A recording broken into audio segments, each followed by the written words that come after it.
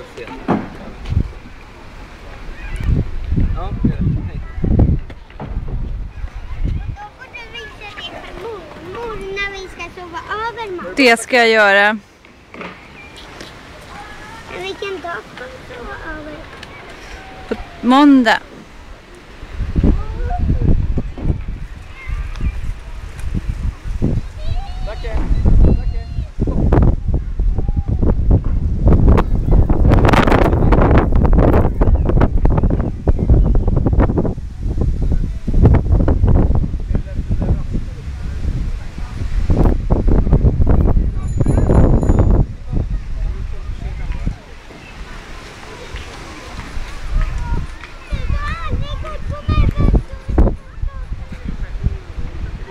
Nu ska jag hjälpa dig att starta.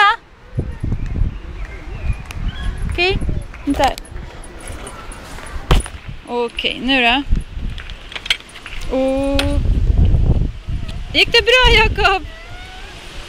Okej, nu kan du själv, va? Är du med? Okej. Hur du rullar i gubben? Ja, jag ska starta dig.